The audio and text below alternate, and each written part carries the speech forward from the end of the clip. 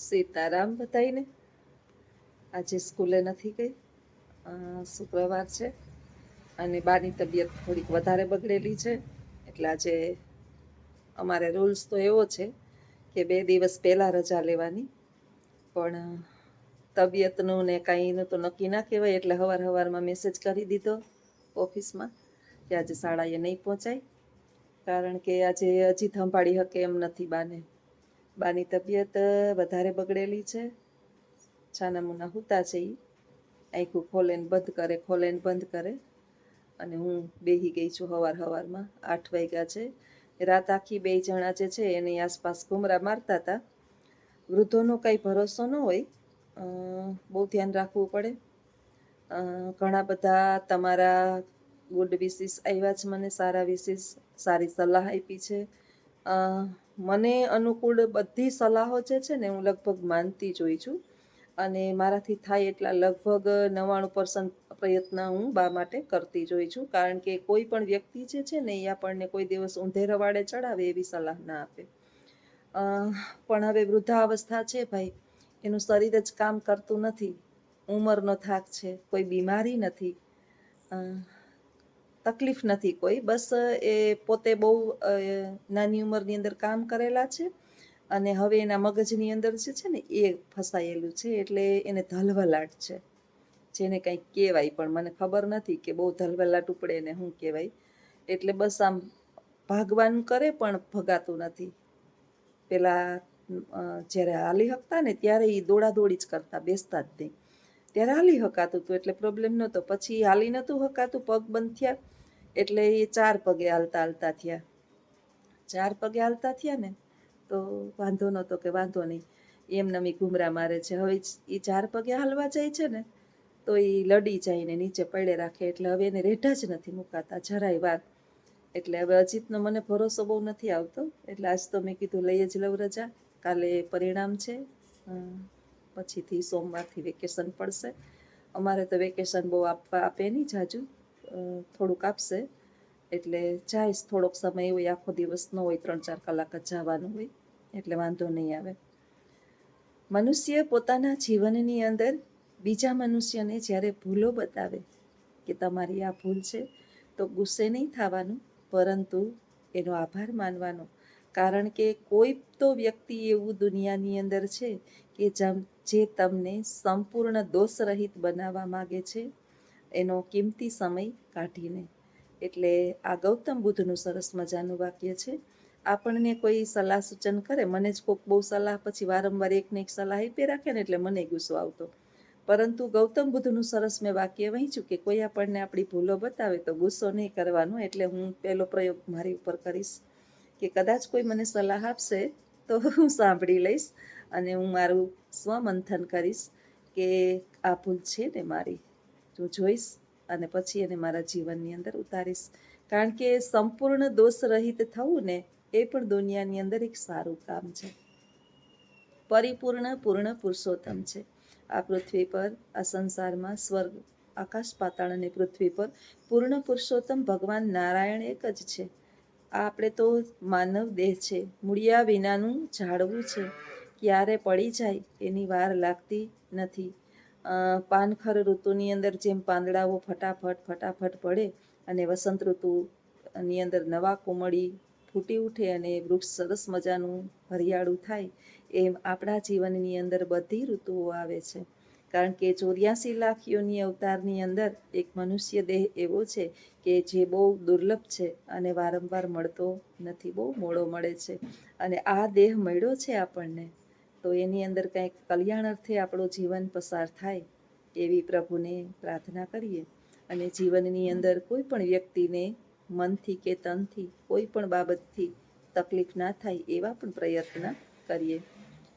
જવાબદાર વ્યક્તિ જે છે ને એ એવું હોય છે કે પોતે પોતાની જિંદગી જીવતું નથી. જવાબદાર વ્યક્તિ એ પોતે પોતાની જિંદગી જીવી જ ન શકે, પરંતુ જેણે જવાબદારી લીધી જ નથી એને બીજા કોઈ સાથે કાંઈ પણ ફેરફાર પડતો નથી. એટલે આપણે આવા વ્યક્તિઓની કમ્પેરિઝન ક્યારેય કરીએ નહીં. કારણ કે જવાબદારી ભગવાન એવા વ્યક્તિઓને જ સોંપે કે જે એમાં નિપુણ હોય, બધાનું કામ નથી.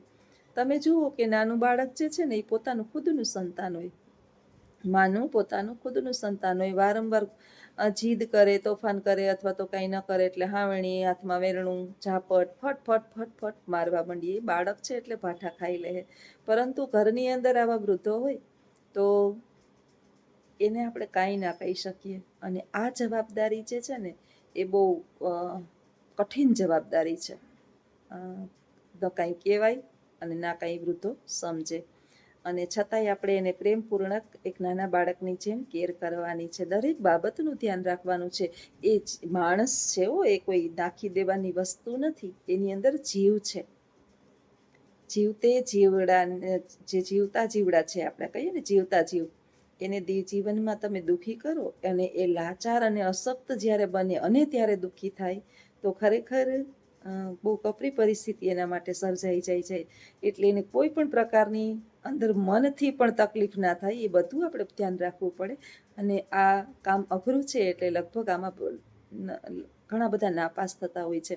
હું કમેન્ટો ઘણી વખત નવરી હોય ને, બા પાસે બેઠી બેઠી મોબાઈલ લઈને બેઠી હોય ત્યારે વાંચતી હોય કે ઘણા લોકોએ ખૂબ સેવા કરી છે અને કરે જ છે. મા બાપની સેવા બધાય કરે જ છે. મારો વિડીયો બનાવવાનું માધ્યમ એવું નથી કે હું એક જ ઉત્તમ છું ને હું એક જ સારી છું ને હું એક જ બહુ સેવા કરું છું. આપણી ફરજ છે, કાંઈ નવાઈ આપણે કરતા જરાય નવાઈ નથી કરતા. એણે આપણા માટે કર્યું છે પહેલાં, હવે આપણો વારો છે તો આપણે કરવાનું છે. બસ આ એક વાક્ય સમજાઈ જાય તો જીવન બધા મા બાપનું ધન્ય બની જાય. મને કોઈ બેને કમેન્ટ કરી હતી કે તમારી મમ્મીને તમારી પાસે લઈ આવો તો બેની સેવા થાય. મારી મમ્મીની સેવા મારે કરવી પડે એમ નથી. મારી મમ્મી હાલતા ચાલતા છે અને બસ એની હાથે થોડું ઘણું બનાવી પણ લે છે ધીમે ધીમે. પણ મારી મમ્મી આવતી જ નથી. તો નજીક મારી બેનને ત્યાં ધરારું 6 મહિના ત્યાં રાખ્યા હતા તોય ત્યાંથી નહીં વયા ગયા. ત્યાંથી નજીક જ થાય મમ્મીનું ઘર, પણ આવતા નથી. અમે 3 બહેનો રાખવા તૈયાર છીએ મમ્મીને, પણ આવતા જ નથી. એ જ મોટો પ્રશ્ન છે. મારું ઘર, મારું ઘર, મારું ઘર. આ વૃદ્ધોને છે ને એનું ઘર બહુ વાલું હોય. મારું ઘર રેઢું રહીએ, મારું ઘર રેઢું રહીએ. અરે ભાઈ, ઘર રેઢું રહીએ પણ એમાંથી હું ખાઈ જાહે, હું છેતી લઈ જાહે, તાળા મારીને વયા આવો. પણ નથી આવતા ને એ જ મોટી દાજ છે. આપણે અંદરથી ચિંતા કોરી ખાય. ચિંતા છે ને મનુષ્યના જીવનમાં ચિંતા કરતાં ચિંતા સારી. બહુ મોટો ભયંકર પ્રશ્ન થાય કે નથી કરી શકતા, આપણે ત્યાં નથી જઈ શકતા, આપણે ઘરે આવતા નથી. અને પહેલાંના વૃદ્ધોને મનની અંદર એવું હોય કે દીકરીઓના ઘરનું અથવા તો દીકરીઓ પાસે જવાય નહીં, છતાંય અમે તો લઈ આવીએ પણ બહુ ઝાઝું રોકાય નહીં. તો એટલા માટે, બાકી તો મારી મમ્મી કંઈ મને નડે એવી છે નહીં. અમારો 2 જણાનો તો સ્વભાવ એવો છે કે લગભગ અમારાથી થાય ને એટલું અમે કરીએ છીએ. અમારી શક્તિ પ્રમાણે અમે ભક્તિ કરીએ છીએ.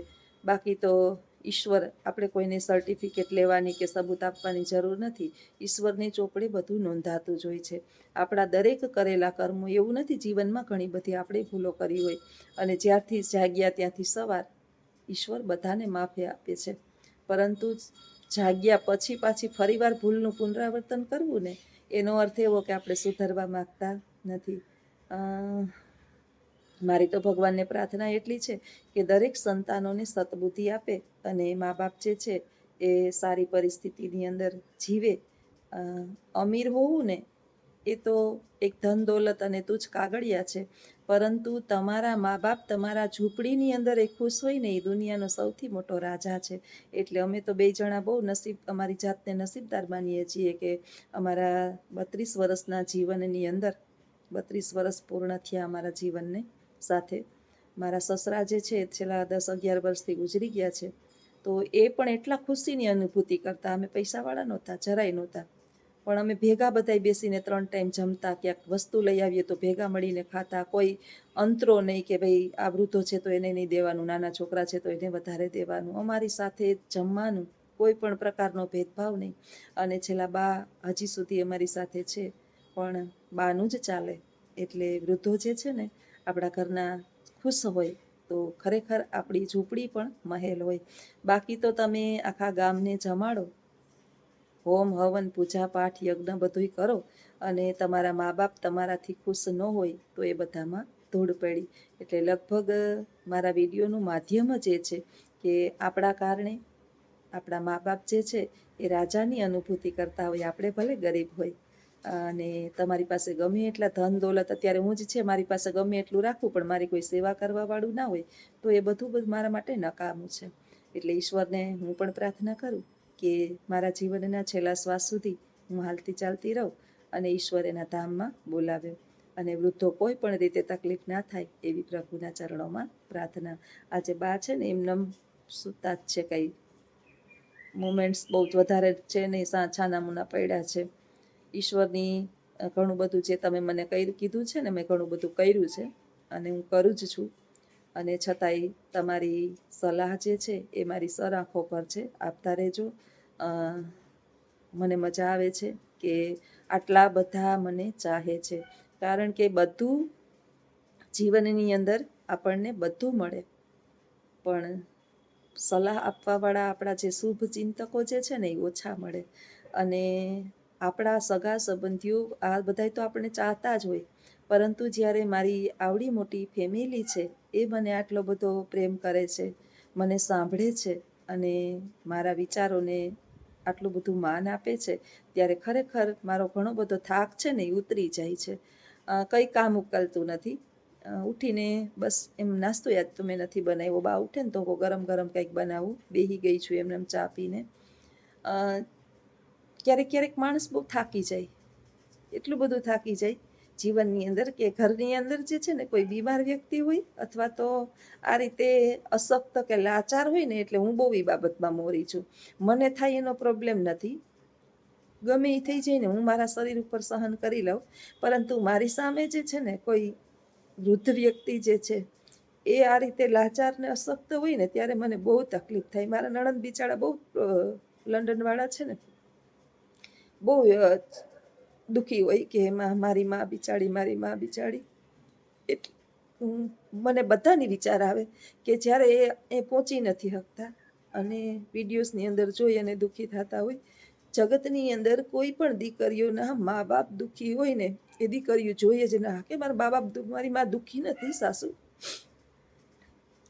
પણ ઉંમર છે. દવાખાને કાલે લઈ ગયા હતા એટલે ડૉક્ટરે પણ કીધું કે બેન બાને રૂવાડે રોગ નથી, એને કોઈ તકલીફ નથી, બીપી નથી, સુગર નથી, બધું કરાયું. કાલે અમે 2 જણા ગયા હતા લઈને, ઘણું બધું ચેક કરાયું, કોઈ વાંધો નથી, બધા સ્પેરપાર્ટ બધા બરાબર છે. બાને ઉંમરનો થાક છે, નાનો તો કોઈ ઈલાજ છે નહીં. અને રહી વાત નીંદરની ગોળીની, તો એ તો હું એનાથી સખત વિરોધી છું, હું આપી જ ન શકું. એક તો એના સ્નાયુઓ ઓલરેડી જે છે એ થાકેલા છે અને નીંદરથી વધારે ભાંગી જાય. એટલે હવે બસ ઈશ્વર જે છે એ સારું, એનું છેલ્લું જેટલું પણ લખેલું છે આયુષ્ય એ સારું કરે, બાકી ન સારું થાય તો ઈશ્વર જે છે એને વૈકુંઠ વાસ આપે, આવી મારી પ્રભુના ચરણોમાં પ્રાર્થના છે. આવજો બધાય. સીતારામ.